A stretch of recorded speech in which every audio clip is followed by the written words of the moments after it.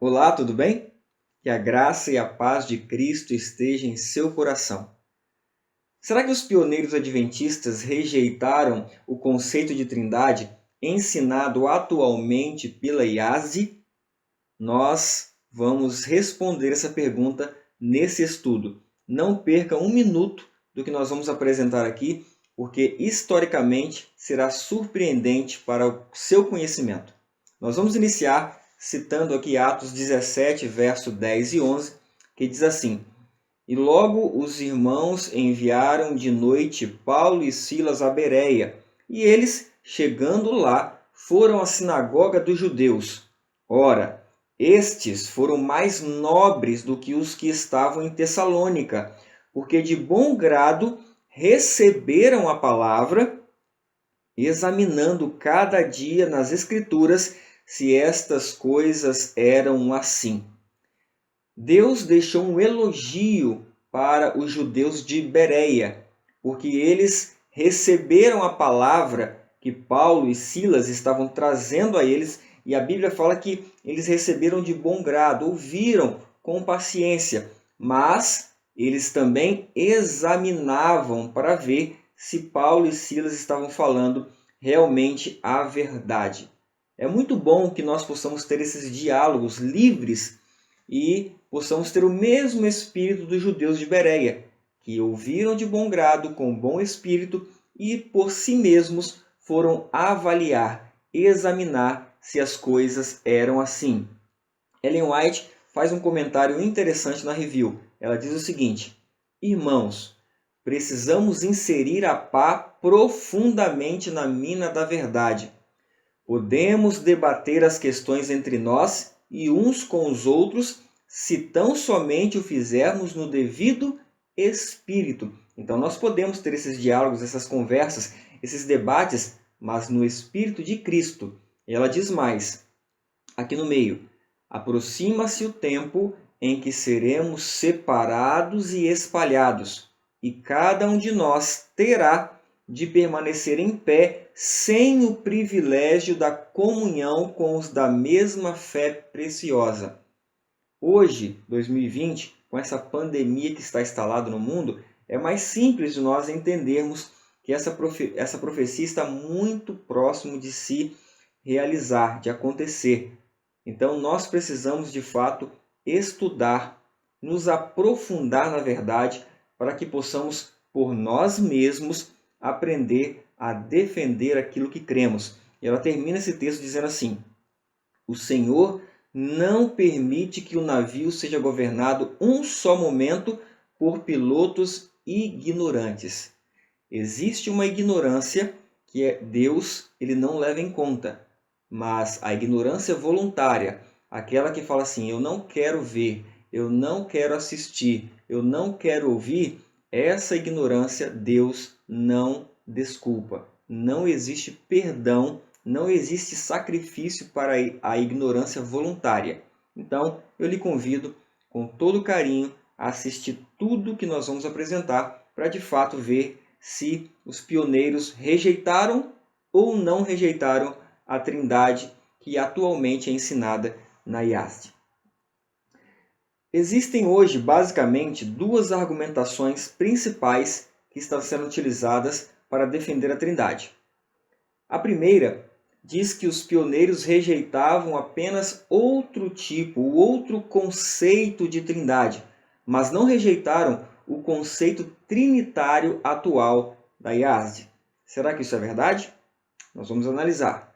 E o segundo argumento, eles apresentam uma cronologia para dizer que Ellen White e os pioneiros gradativamente, progressivamente chegaram ao entendimento de que Cristo não é o Filho de Deus literalmente. Eles interpretam a expressão dos pioneiros Cristo igual a Deus, rejeitando a relação real e verdadeira de pai e filho existente entre Deus e Cristo. Então nós iremos analisar essas duas argumentações muito discutidas hoje no meio adventista. Essas duas argumentações, elas ganharam muita força com a publicação dessa revista em agosto de 2011 pela Igreja Adventista, onde a revista tratava do tema da Trindade e ela fazia o seguinte questionamento: o que os pioneiros adventistas realmente acreditavam sobre o assunto da Trindade?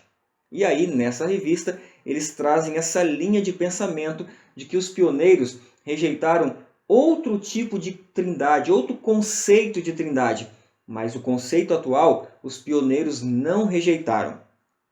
Eu vou mostrar um pequeno vídeo onde você vai ver essa argumentação sendo utilizada pelos pregadores atuais da Igreja Adventista.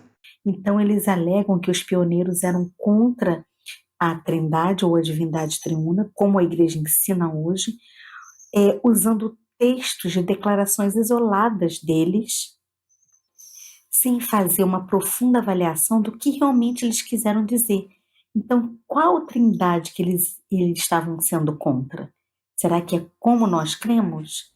O primeiro argumento aqui mencionado é que os pioneiros da Igreja Adventista não acreditavam na Trindade, que a Igreja era, nos seus primórdios, antitrinitariana. A pergunta que eu te faço agora é a seguinte: é verdade que os pioneiros, em sua maioria, eram antitrinitarianos? Sim, é verdade. Mas espera um pouquinho aí, que nós já iremos analisar que tipo de trindade é que eles combatiam, tá bom? Então, quando as pessoas elas começam a dizer assim, a trindade era rejeitada pelos irmãos adventistas que começaram este movimento do advento, os nossos pioneiros eles não criam na trindade. A primeira coisa que nós temos que fazer a pergunta é, que tipo de trindade eles rejeitavam? Ué, pastor, mas tem algum outro tipo de trindade? Não, mas tem uma compreensão equivocada da trindade. Como você pôde comprovar, de fato, essa argumentação está sendo muito utilizada pelos pregadores atualmente para dizer que o conceito de trindade rejeitado pelos pioneiros não é o mesmo de hoje. Grave bem essa argumentação. Qual seria, então, o conceito de trindade que os pioneiros rejeitaram? Veja esse vídeo. Nós temos que lembrar uma coisa. A cristandade da época sofreu uma influência muito forte de ideias oriundas do monarquismo modalista e do sabelianismo do século III. Eram ideias que estavam surgindo na época, conceitos sobre a divindade, que diziam que Deus, o Pai, o Filho e o Espírito Santo eram uma única pessoa e não três pessoas distintas, mas uma única pessoa que ora se manifestava como Pai, ora se manifestava como Filho e ora se manifestava como Espírito Santo. Ou seja, uma única pessoa. Essa era a ideia do sabelianismo. Comum. Nós também não acreditamos, assim como Tiago White, que os três são só uma pessoa. Nós acreditamos que o Pai, o Filho e o Espírito Santo são três pessoas distintas.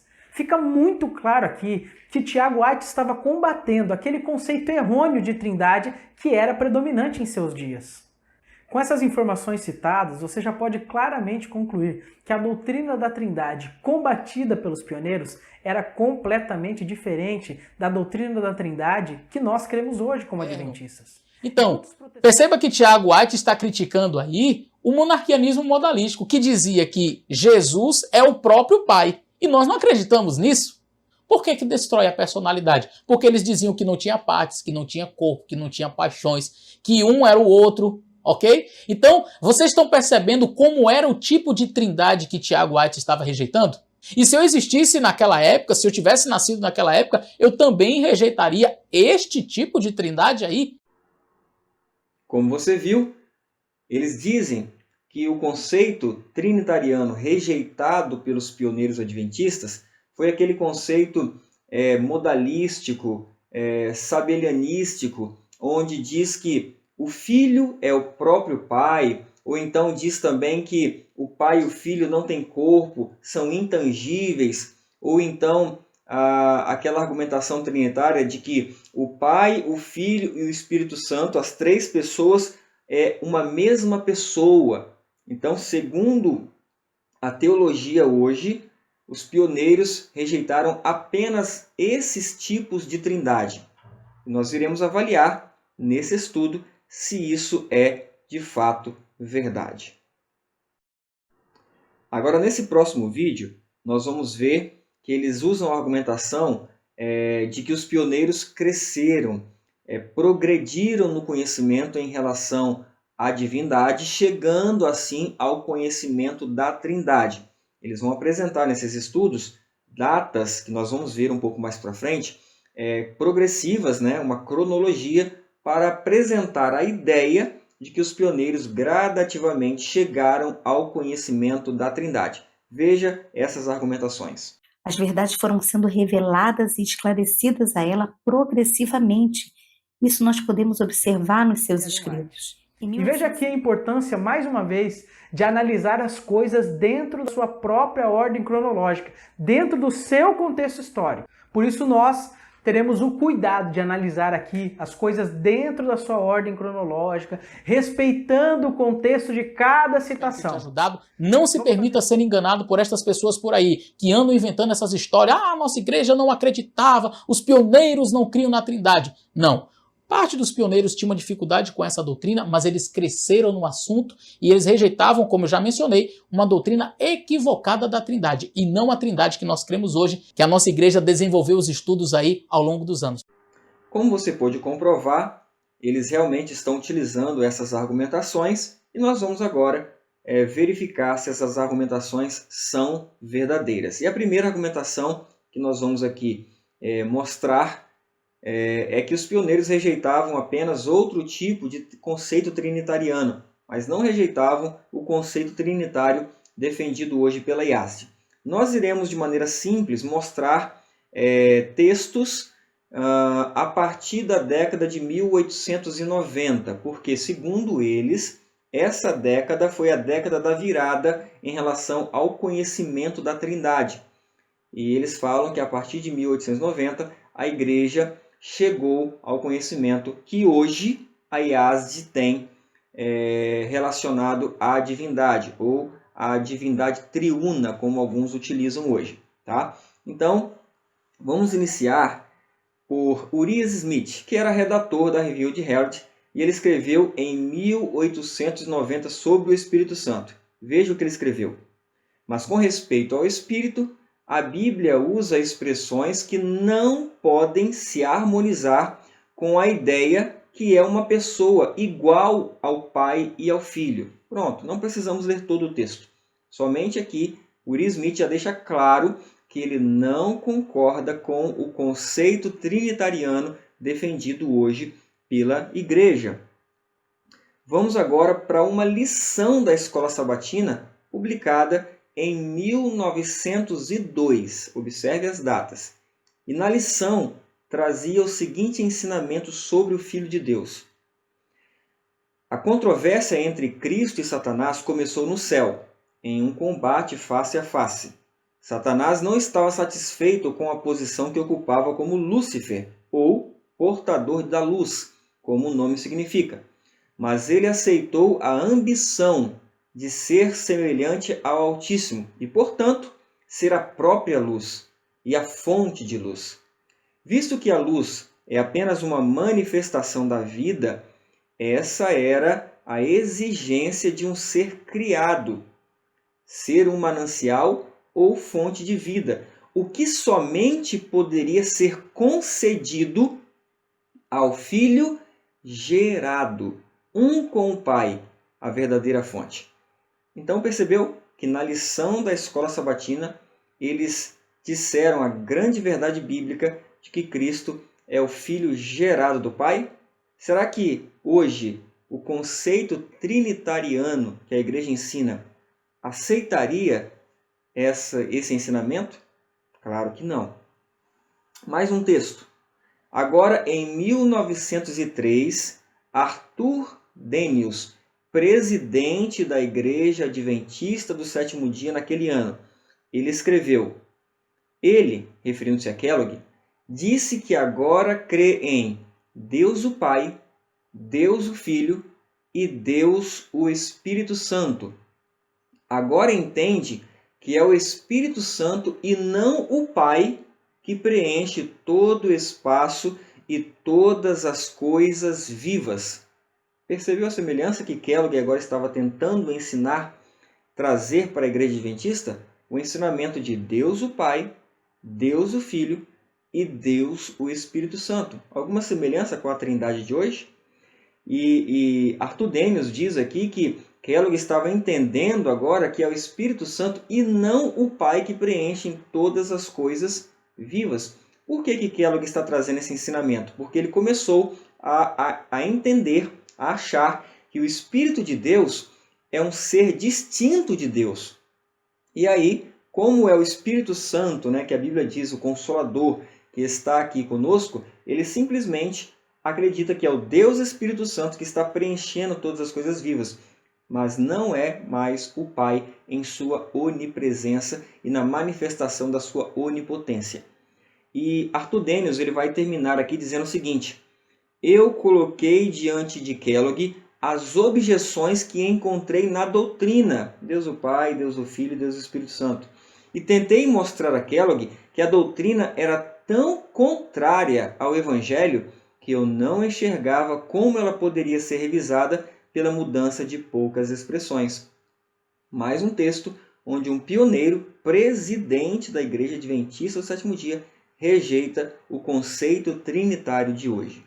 Vamos para mais um? 1904, Butler, que também foi um presidente da Igreja Adventista do Sétimo Dia.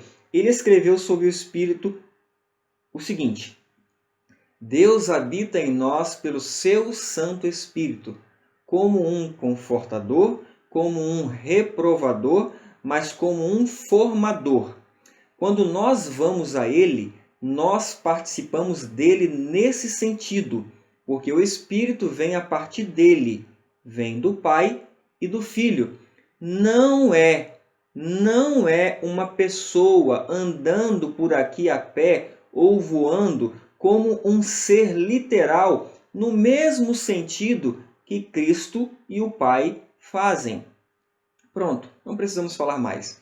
Butler rejeitou a Trindade ensinada hoje pela IASD. Mais um pioneiro, líder, um dos principais líderes da igreja, que também rejeitou esse conceito trinitariano de hoje. Então nós podemos ver que essa argumentação, de fato, não é verdadeira. Nós vamos agora utilizar 3 textos de Milton Wilcox, que era redator da revista Sinais dos Tempos, e ele respondia perguntas que os leitores enviavam à revista.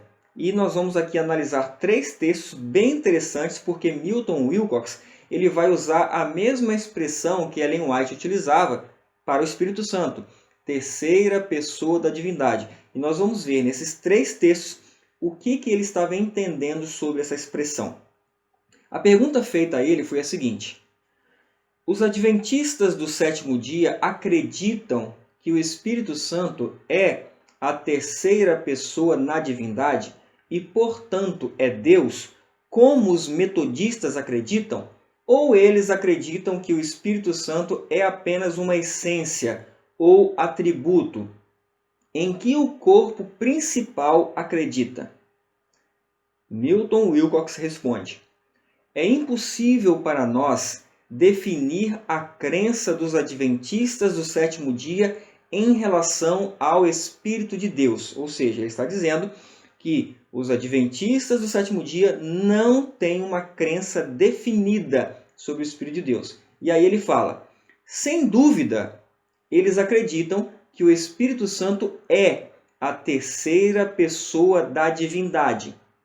Mas o modo como essa pessoa deve ser entendida é uma pergunta que não podemos responder pelo corpo. Não houve nenhuma crença definitiva e formulada a respeito do Espírito. Em termos gerais, os adventistas do sétimo dia acreditam na Bíblia e no que a Bíblia diz sobre o Espírito de Deus. Sabiamente, eles não tentaram definir exatamente o que é esse grande e infinito poder.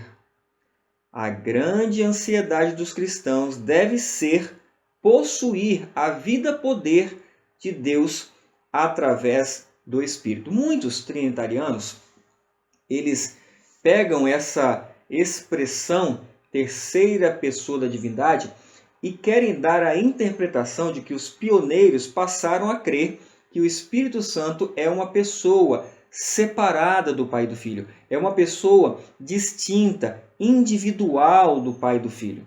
Mas será que é isso que os pioneiros ensinavam quando eles se referiam à expressão terceira pessoa da divindade? Eu quero mostrar um vídeo agora a seguir, onde um teólogo, o que ele faz com esse texto aqui de Wilcox? Ele tira algumas partes aqui da pergunta e ele simplesmente pega um trechinho aqui da resposta de Wilcox. Ele pega só esse trechinho aqui, olha. Sem dúvida, eles acreditam que o Espírito Santo é a terceira pessoa da divindade. E o restante ele não coloca.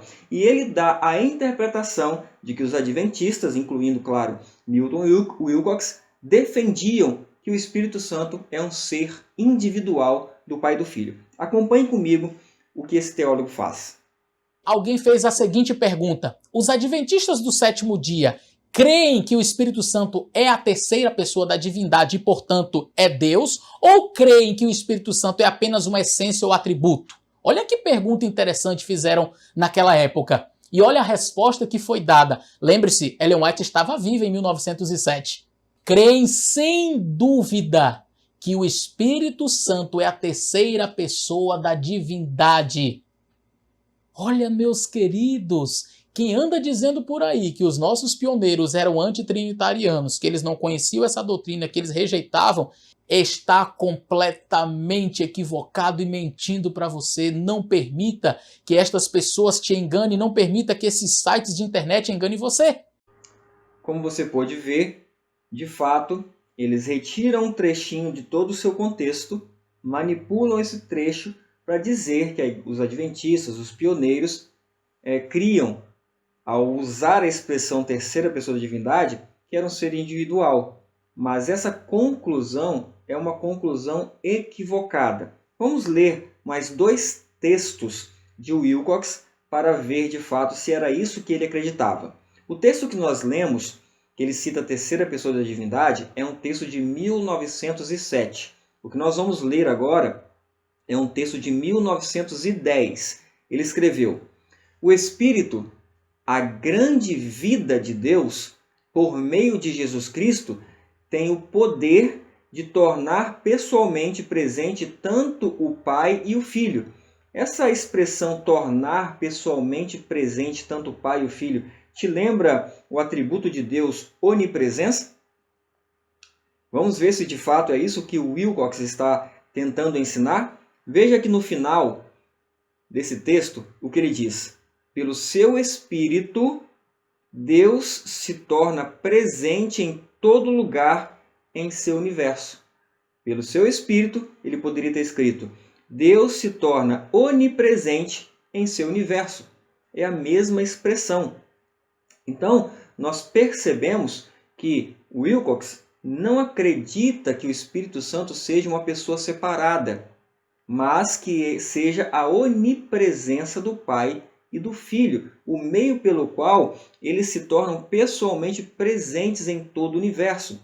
É o mesmo ensinamento que Ellen White nos traz. No livro Educação, na página 132, Ellen White escreveu: a grandeza de Deus é incompreensível para nós. A grandeza de Deus é incompreensível para nós. O trono de Deus está no céu, mas pelo seu Espírito ele é onipresente. Será que a onipresença de Deus pelo Espírito Santo significa que o Espírito Santo é um ser distinto, é uma pessoa separada do Pai e do Filho? Vamos deixar o próprio Wilcox esclarecer com maior detalhe essa pergunta. Em 1911, ele respondeu uma pergunta também de um leitor, e a pergunta era a seguinte: qual é a diferença entre o Espírito Santo e os espíritos ministradores, os anjos? Ou eles são os mesmos?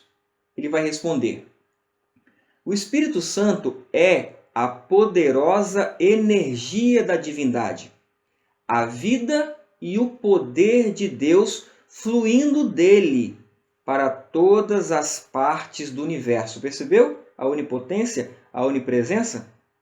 E assim estabelecendo uma conexão viva entre seu trono e toda a criação. E para deixar claro, ele vai citar uma expressão da irmã White. Ele diz assim, olha, como é expresso por outro, e aí ele cita um texto da irmã White.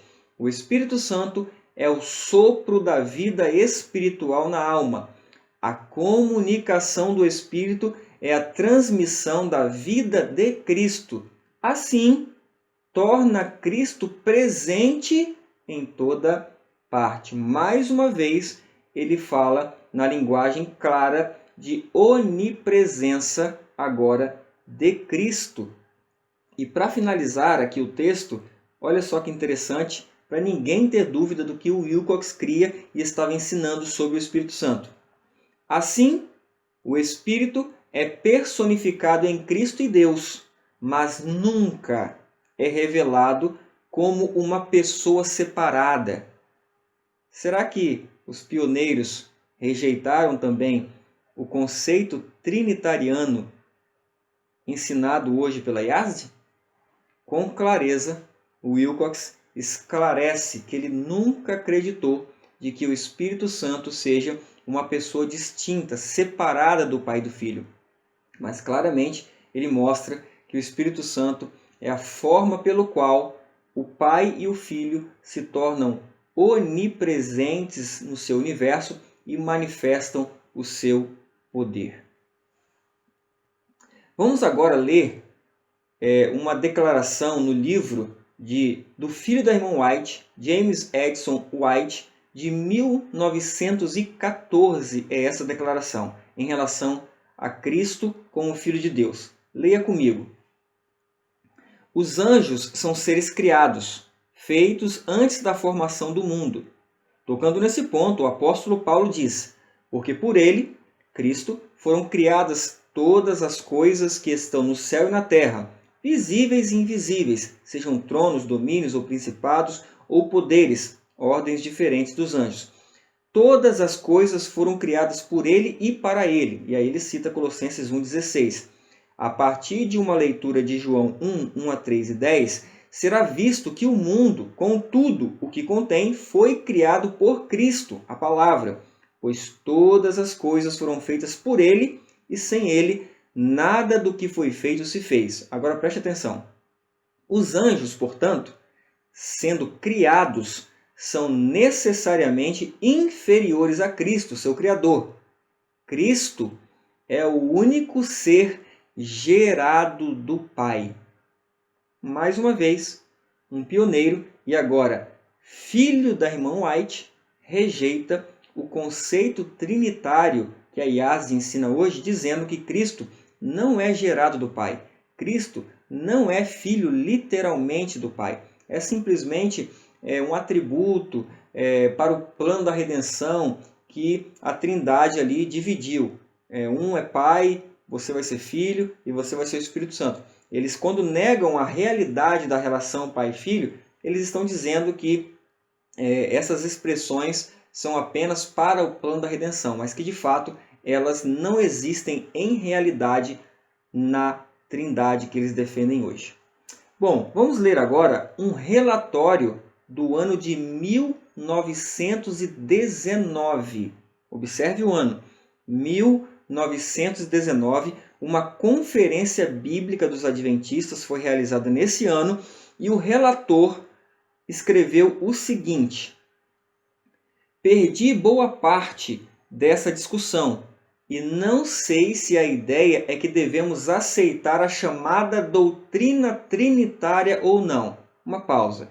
Aqui nós já estamos vendo que o relator deixa claro que a Igreja Adventista em 1919 não aceitava a chamada doutrina trinitária. Mas que conceito de trindade é esse que ele está dizendo que a Igreja não aceitava? Vamos continuar lendo?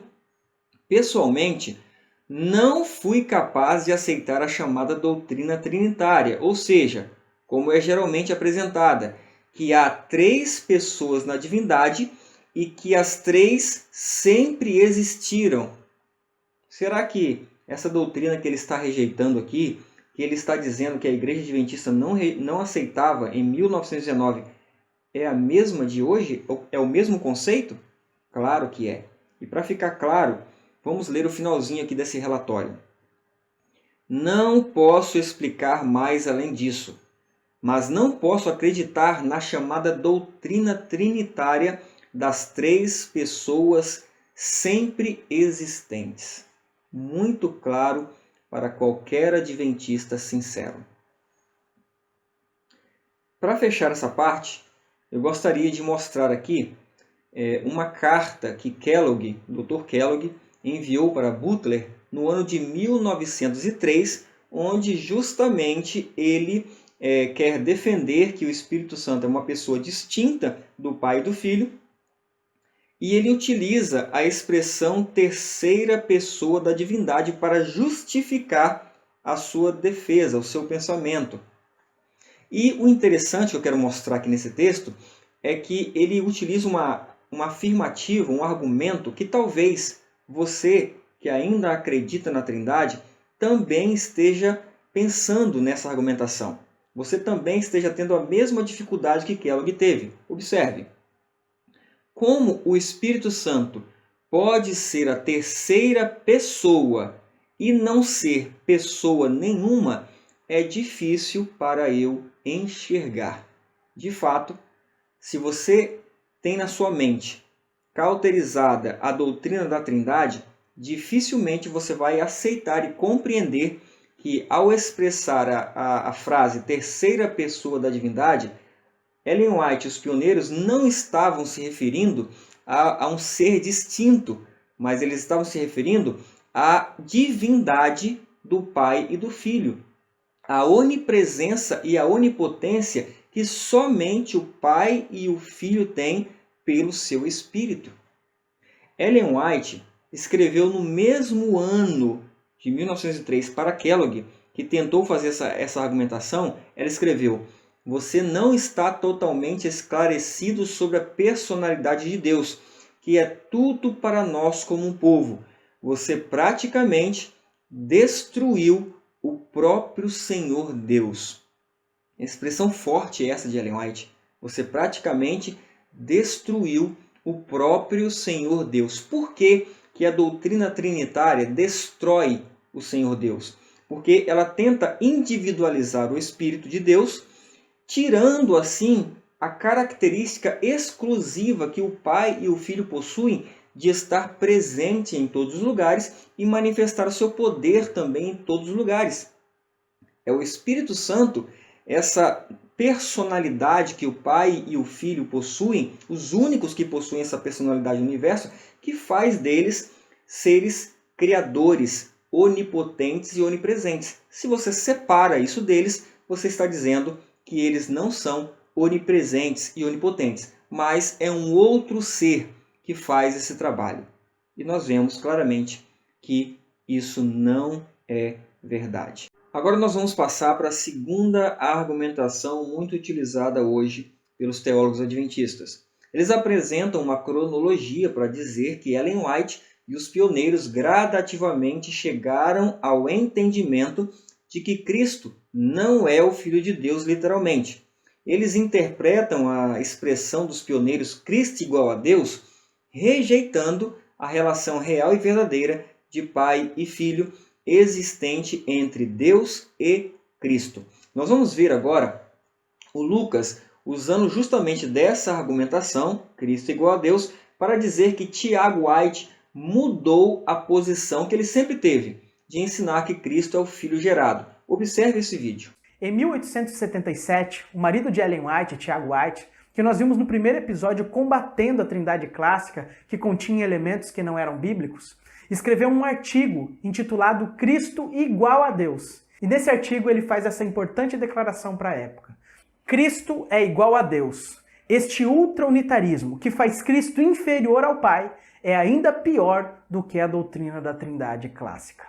Ou seja, ele considerava a Trindade clássica, que dizia que Deus era sem corpo, partes ou paixões, como uma doutrina errada, e realmente é errada. Mas no seu conceito, tornar Cristo inferior ao Pai, como o movimento antitrinitariano de hoje faz, e como alguns pioneiros faziam, era pior que a distorção do conceito da Trindade que existia em seus dias.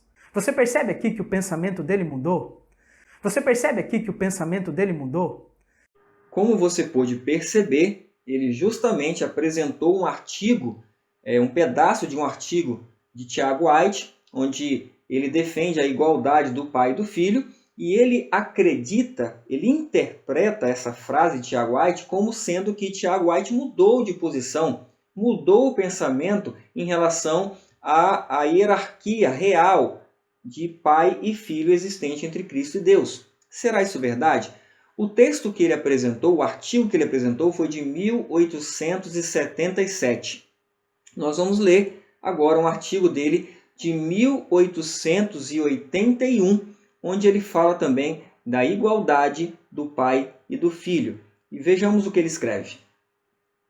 Em sua exaltação, antes de se humilhar na obra de redimir pecadores perdidos, Cristo considerou que não era usurpação ou roubo ser igual a Deus, porque na obra da criação e na instituição da lei para governar as inteligências criadas, ele era igual ao Pai.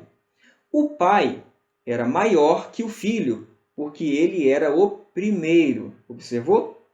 O Filho era igual ao Pai, porque ele havia recebido todas as coisas do Pai.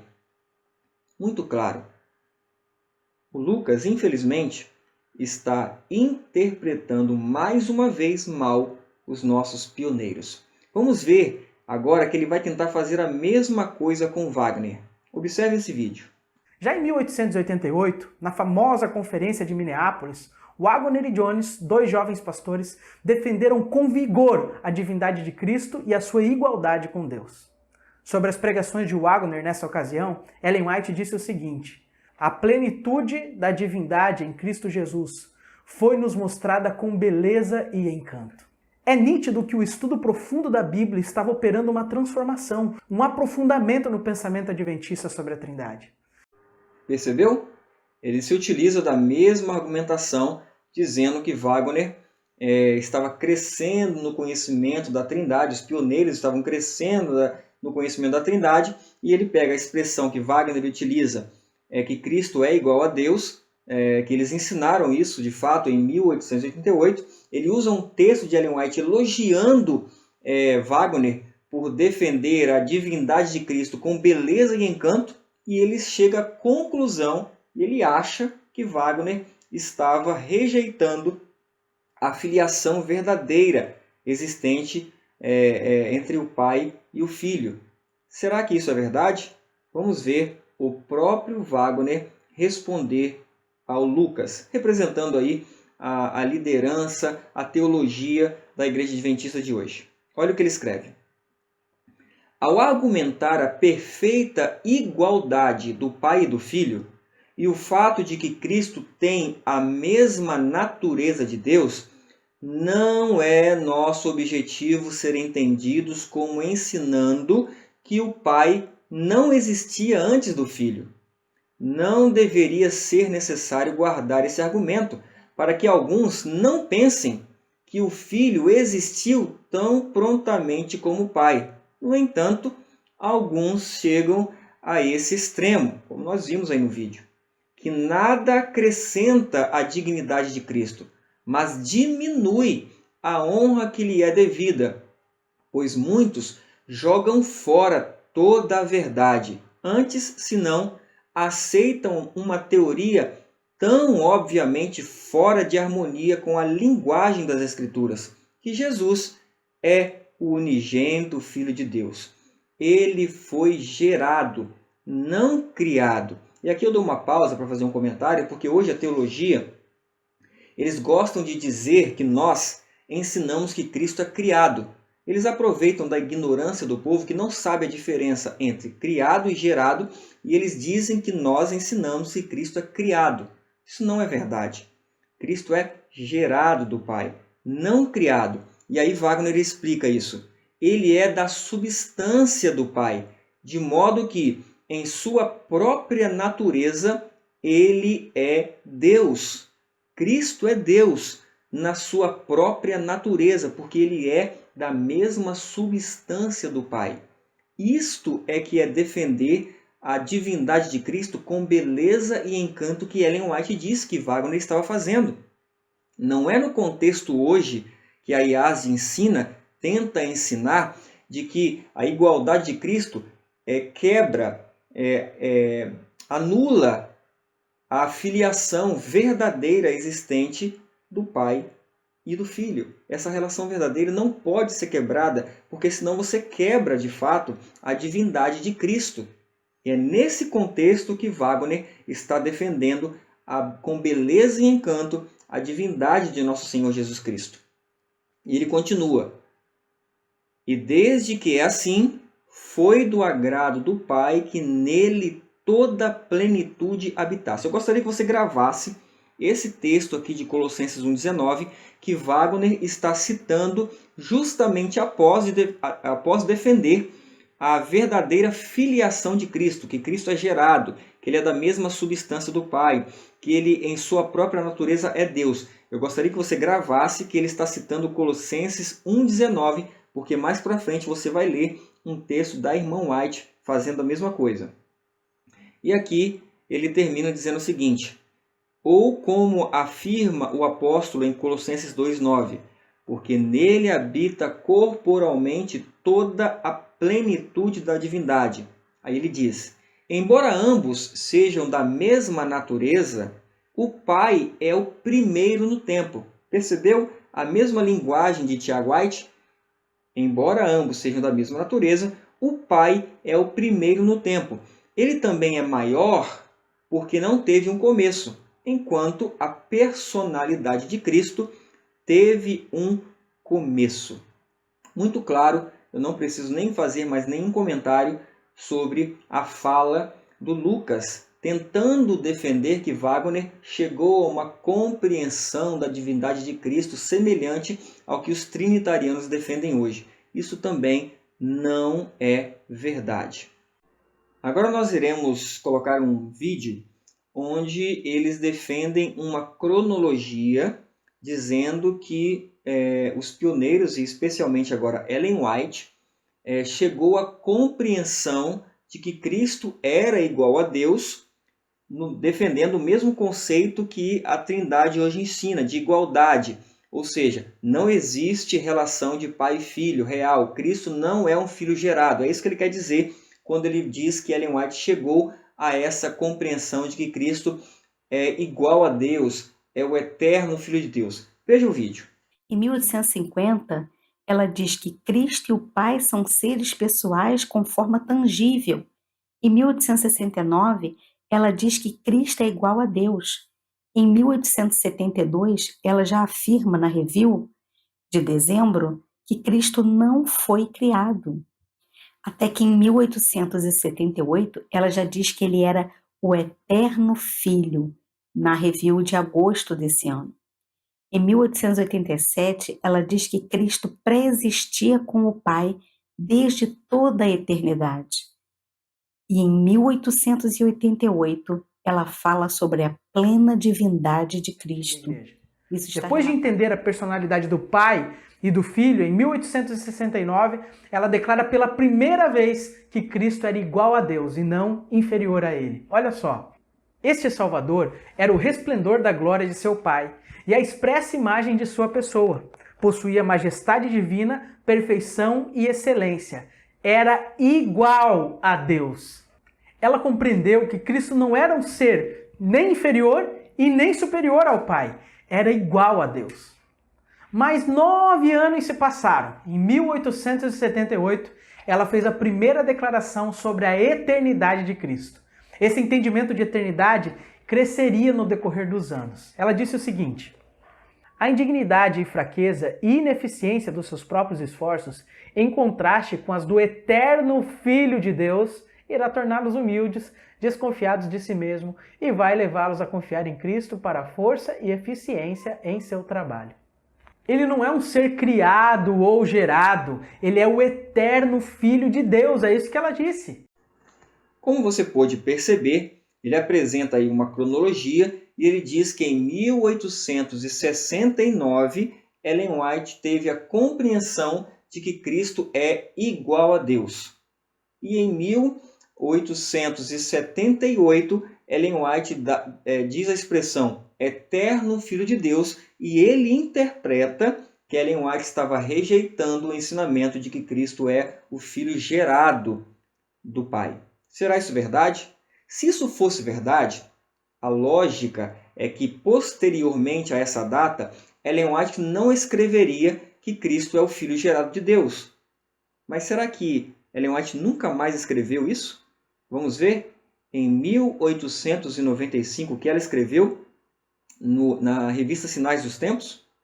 Ela escreveu o seguinte: Deus amou tanto o mundo que deu seu Filho unigênito, não um filho por criação, ele não é criado, como foram os anjos, nem um filho por adoção, como é o pecador arrependido, mas o Filho gerado na expressa imagem de seu Pai.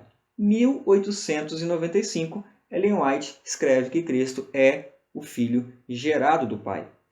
No mesmo ano, ela escreveu na revista Adventista: O eterno Pai, aquele que é imutável, deu seu único Filho, retirado do seu seio, aquele que foi feito à expressa imagem de sua pessoa e enviado à Terra para revelar o quanto ele amou a raça humana.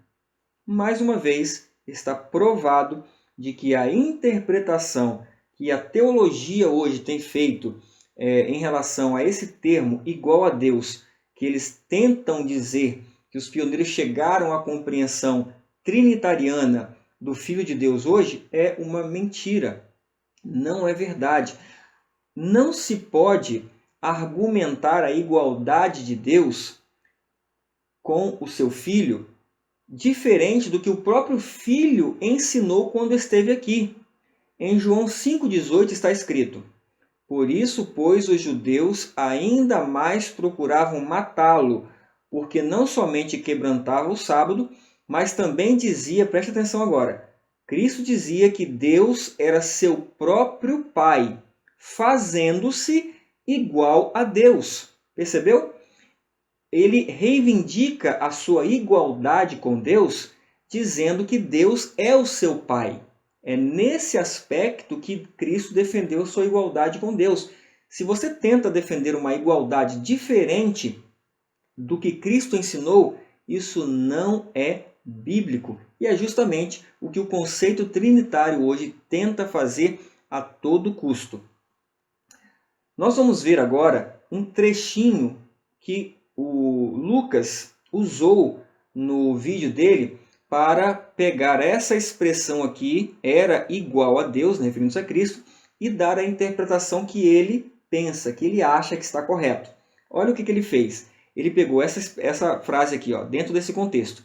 Esse Salvador era o resplendor da glória de seu Pai, a expressa imagem de sua pessoa. Possuía majestade divina, perfeição e excelência. Era igual a Deus. Ele pega esse trechinho e dá a interpretação que ele quer. Mas quando a gente vai para o livro e olha o contexto maior, o contexto está inserido justamente na verdade de que Cristo é o Filho de Deus. Leia comigo, aqui, Um amor tal como o que se revela no dom do amado Filho de Deus causou a admiração aos santos anjos. Aí ela cita João 3,16. Porque Deus amou o mundo de tal maneira que deu seu Filho unigênito para que todo aquele que nele crê não pereça, mas tenha a vida eterna. Aí vem o trechinho que o Lucas citou, que Cristo era igual a Deus, e Ellen White cita Colossenses 1,19. Foi do agrado do Pai que toda a plenitude nele habitasse.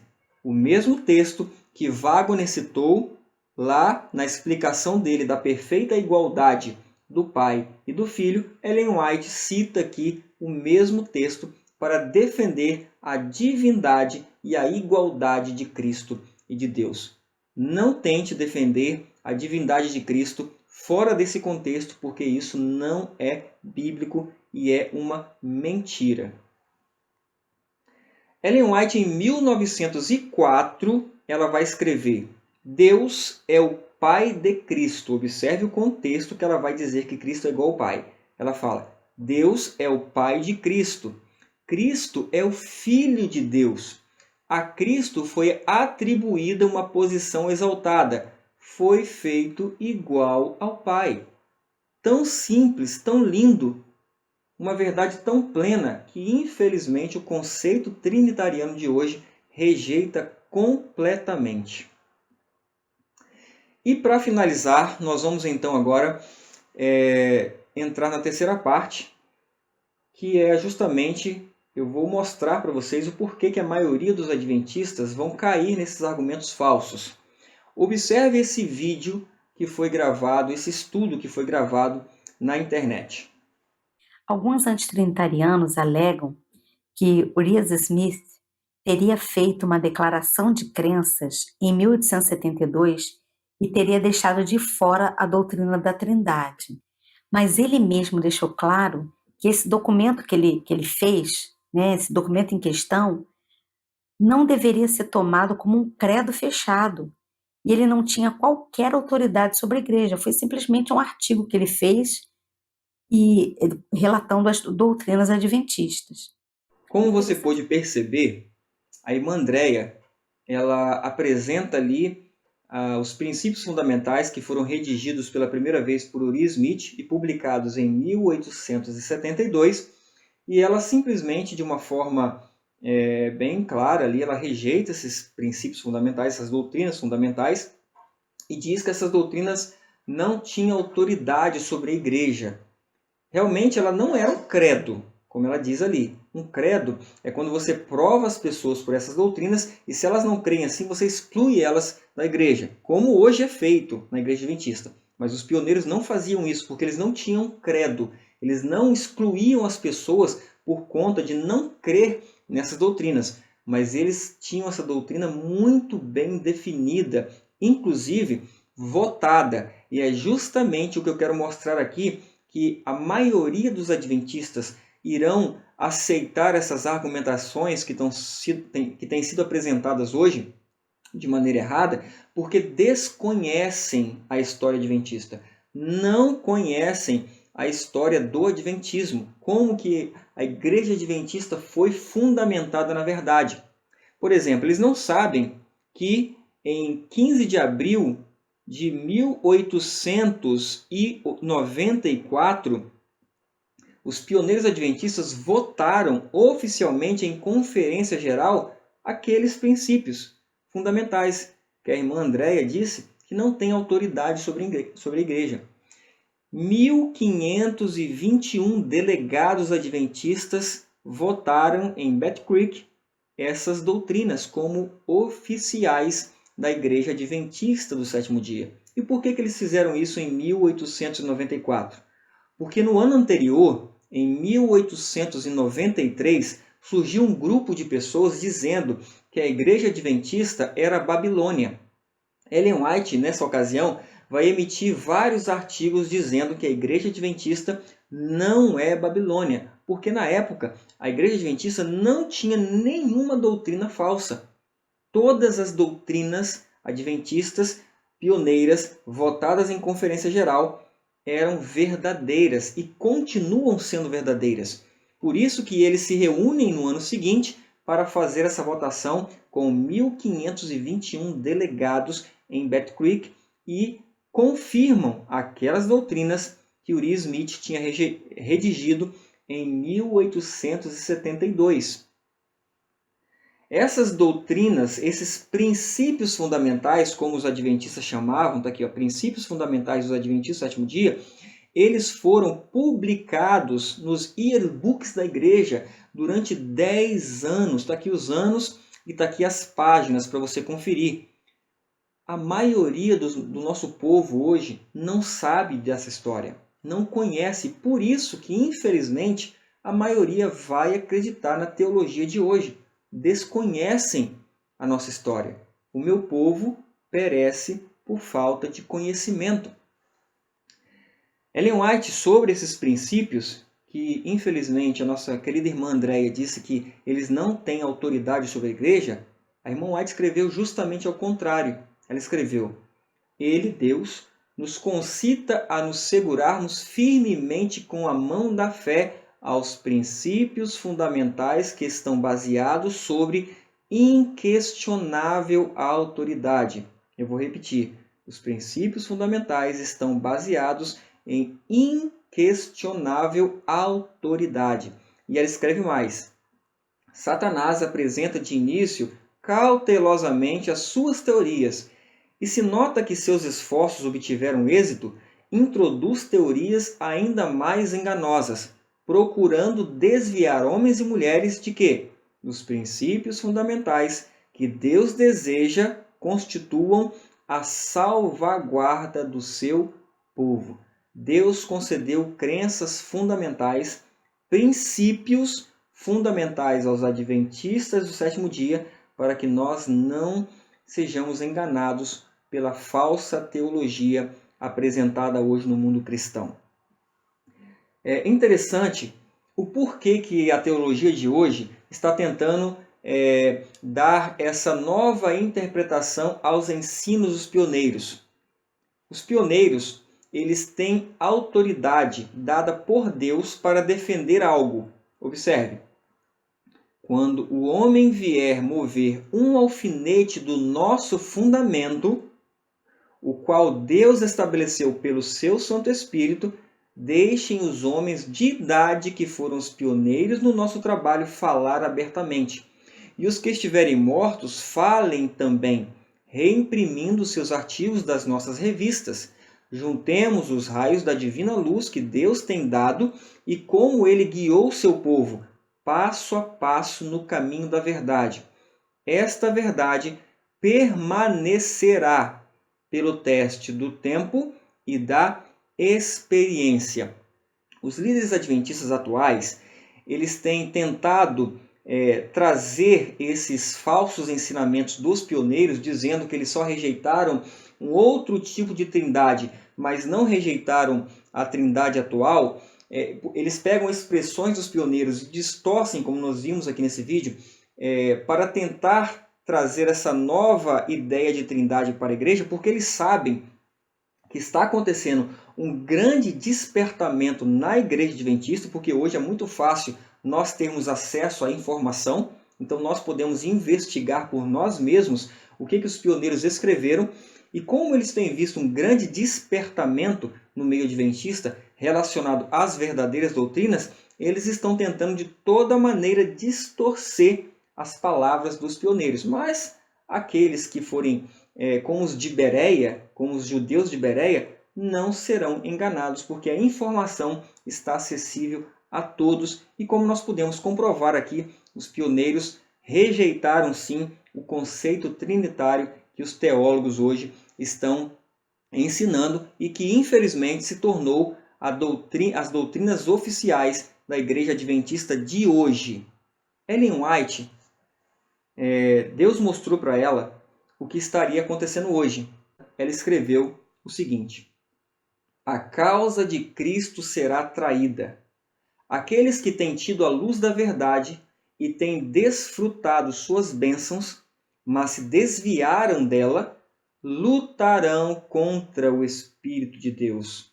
Inspirados por um Espírito que procede de baixo, eles porão abaixo aquilo que haviam edificado e mostrarão a todas as almas razoáveis e tementes a Deus que não são dignos de confiança.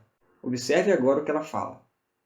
O inimigo porá tudo em operação para desarraigar a confiança dos crentes nos pilares de nossa fé, nas mensagens do passado que nos têm colocado sobre a elevada plataforma da verdade eterna e que estabeleceram e deram caráter à obra.